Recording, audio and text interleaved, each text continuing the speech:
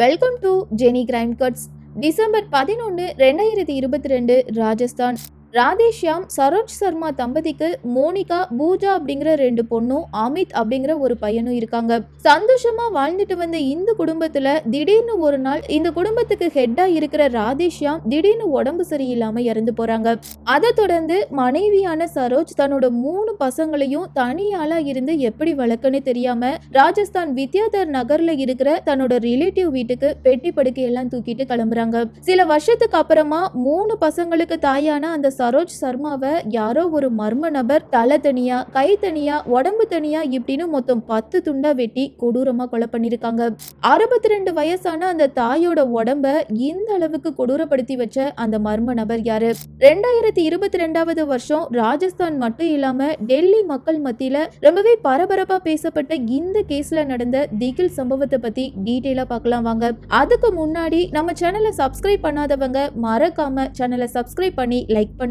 நீங்க தர்ற ஒவ்வொரு லைக்கும் தான் உங்களோட ஆதரவை எங்களுக்கு தெரியப்படுத்தும். சோ மறக்காம வீடியோக்கு லைக் பண்ணி சப்ஸ்கிரைப் பண்ணுங்க.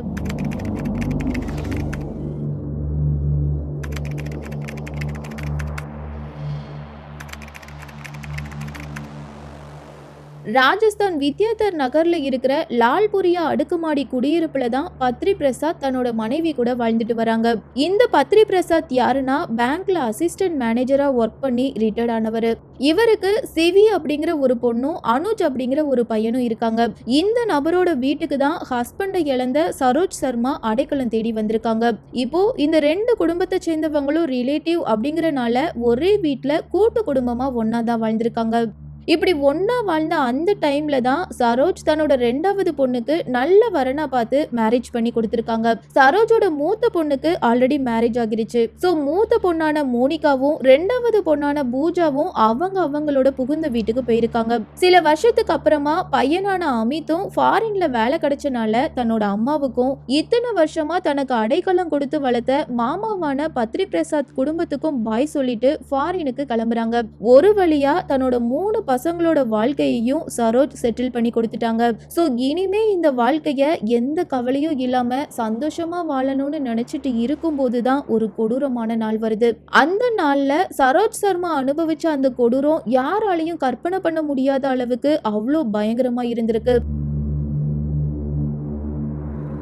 சரியா 2022 டிசம்பர் 11 காலையில 62 வயசான சரோஜ் சர்மா சாமி கும்பிடுறதுக்காக கோவிலுக்கு கிளம்புறாங்க. சீக்கிரமா வீட்டுக்கு வந்துருவேன்னு சொல்லிட்டு போன அந்த பெண்மணி ரொம்ப நேரமாகியும் ரிட்டர்ன் வீட்டுக்கு வரல. இப்போ தன்னோட அத்தைய பல இடத்துல தேடினதுக்கு அப்புறமா ரொம்பவே டயர்டான பத்ரி பிரசாத்தோட பையன் அனுஜ் தன்னோட அப்பாவுக்கு கால் பண்ணி நடந்த விஷயத்த தெரியப்படுத்துறாங்க.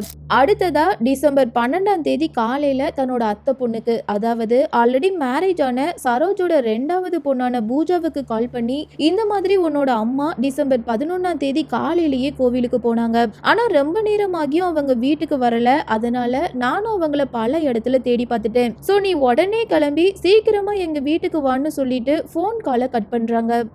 இதை கேட்ட பூஜா தன்னோட அக்காவான மோனிகாவுக்கு கால் பண்ணி, அம்மா மிஸ்ஸிங்னு அனுஜ் இப்பதான் சொன்னான், என்னால இப்ப அங்க வர முடியாது, சோ நீ உடனே போய் அங்க என்ன நடக்குதுன்னு பாருன்னு சொல்றாங்க.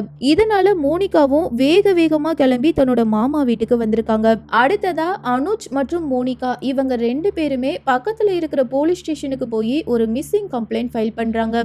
ஒரு பக்கம் போலீஸ் டீம் காணாம போன அந்த பெண்மணிய பல இடத்துல தேடுறாங்க. இன்னொரு பக்கம் பத்ரி பிரசாத் குடும்பத்தை சேர்ந்தவங்க சரோஜோட பொண்ணும் தன்னோட அம்மா வழக்கமா போற எல்லா இடத்துலயும் சல்லடை போட்டு தேடி இருக்காங்க. சரியா டிசம்பர் 13 சரோஜோட மூத்த பொண்ணான மோனிகா உட்பட ஒட்டுமொத்த குடும்பமும் சோகத்துல மூழ்கி இருக்கும் போது அன்னைக்கு அந்த வீட்டுல நடந்த ஒரு பயங்கரமான விஷயம் இந்த கேஸ அடுத்த கட்டத்துக்கு கொண்டு போக உதவியா இருந்திருக்கு. அப்படி அந்த வீட்டுல என்ன நடந்ததுன்னா, சரோஜோட மூத்த பொண்ணு மோனிகா தன்னோட அம்மா காணாம போனதுல இருந்து தன்னோட மாமா வீட்டுல தான் ஸ்டே பண்ணிருக்காங்க. மனசுல 1000 கவலைகள் இருந்தாலும் அதையெல்லாம் பொறுத்துக்கிட்டு எல்லாருக்கும் சமைச்சு கொடுக்கணும் அப்படிங்கறதுக்காக கிச்சனுக்கு போயிருக்காங்க. இப்படி மோனிகா கிச்சனுக்கு போன அந்த டைம்ல கிச்சன்ல இருந்த ஒரு நபர் அங்க இருக்கிற தரைய ஈர துணிய வச்சு தொடச்சிட்டு இருந்திருக்காங்க. அதை பார்த்த மோனிகா அப்படி அந்த தரையில என்ன இருக்குன்னு தெரிஞ்சுக்க கிட்ட போய் பார்க்கும் போதுதான் அந்த குறிப்பிட்ட இடத்துல ரத்த கரை இருந்திருக்கு. அப்படி அந்த ரத்த கரையை கிளீன் பண்ணிட்டு இருந்த அந்த நபர் வேற யாரும் இல்ல, பத்ரி பிரசாத்தோட சொந்த பையனான அனுஜ் தான். இப்போ அனுஜ பார்த்த மோனிகா இந்த இடத்துல எப்படி ரத்தக்கரை வந்ததுன்னு கேக்குறாங்க.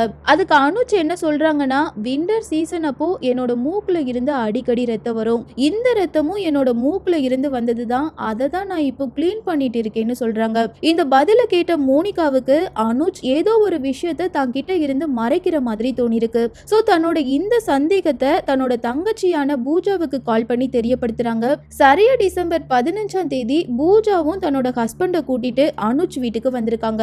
அங்க வந்ததுக்கு அப்புறமா அக்கா தங்கச்சி 2 பேருமே கொஞ்ச நேரம் டிஸ்கஸ் பண்றாங்க.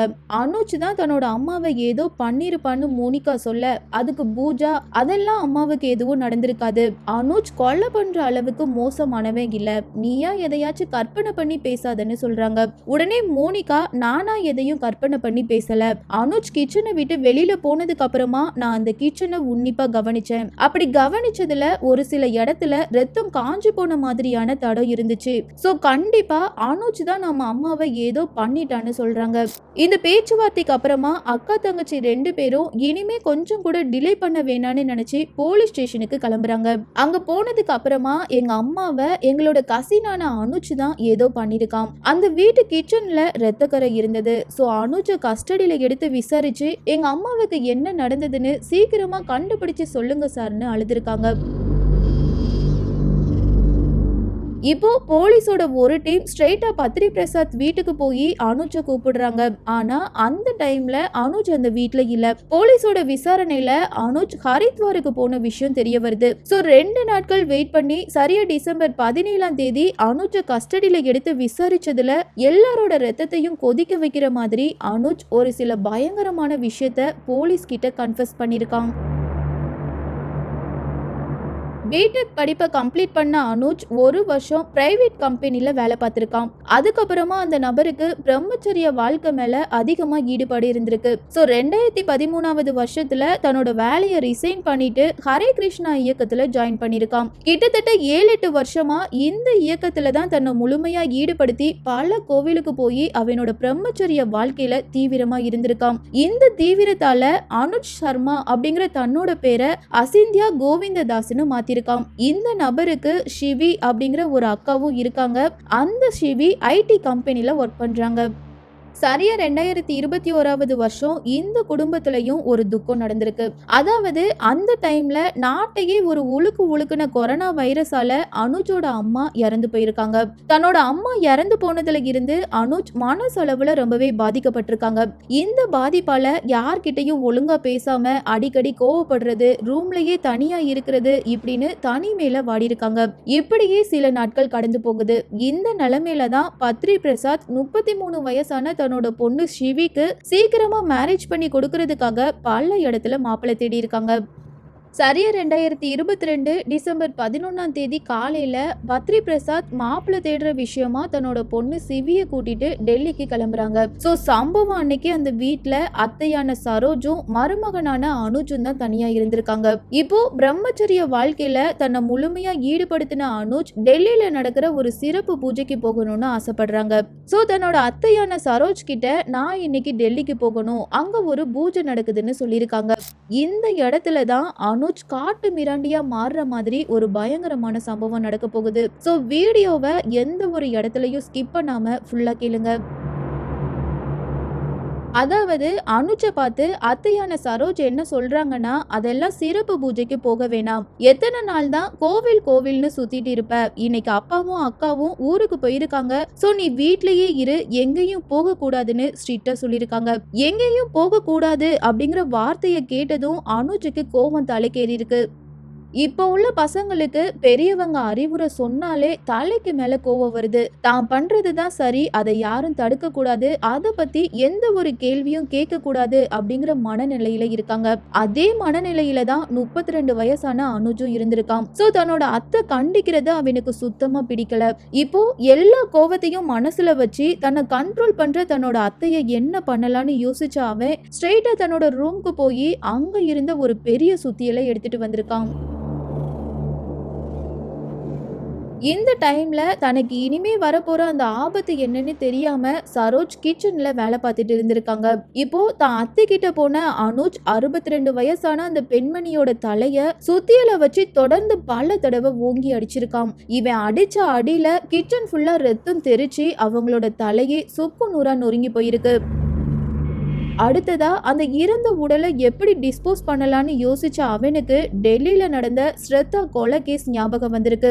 அந்த கேஸ்ல அப்தாப் அப்படிங்கிற ஒரு நபர் தன்னோட லிவிங் பார்ட்னரோட உடம்ப 35 துண்டா வெட்டி அதை ஃப்ரிட்ஜ்ல வச்சு ஒவ்வொரு உடல் பாகத்தையும் காட்டு பகுதியில தூக்கி வீசியிருப்பான். அந்த கேஸ் டீட்டெயில படிச்சு பார்த்த அனுஜ் தன்னோட அத்தையோட இறந்த சடலத்தையும் அதே போர்ட்டன்ல டிஸ்போஸ் பண்ணலான்னு முடிவு பண்ணியிருக்கான். ஸோ தான் அத்தையோட உடம்ப ஸ்ட்ரெயிட்டாக பாத்ரூம்க்கு இழுத்துட்டு போயிருக்கான். அங்கே போனதுக்கு அப்புறமா ட்ரெஸ் எல்லாம் ரிமூவ் பண்ணிட்டு கிச்சனில் இருந்த ஒரு ஷார்ப்பான கத்தியை எடுத்துட்டு வந்து ஃபர்ஸ்ட்டாக அவங்களோட தலையை தனியாக வெட்டி எடுத்திருக்கான். அதுக்கப்புறமா கையையும் காலையும் தனித்தனியாக வெட்ட ட்ரை பண்ணும்போது அந்த கால் எலும்பு ஸ்ட்ராங்காக இருந்தனால அவனால் அதை கட் பண்ண முடியலை. இப்போ ரத்தமாக இருந்த தன்னோட ட்ரெஸ்ஸை சேஞ்ச் பண்ணிட்டு பக்கத்தில் இருந்த ஹார்ட்வேர் கடைக்கு போய் மார்பிள் கட்டரை வாங்கிட்டு வந்திருக்கான். அடுத்ததா அந்த இறந்த உடலை கை, கால், பாதம், தொடை, உடம்பு இப்படின்னு மொத்தம் 10 துண்டா கட் பண்ணியிருக்கான்.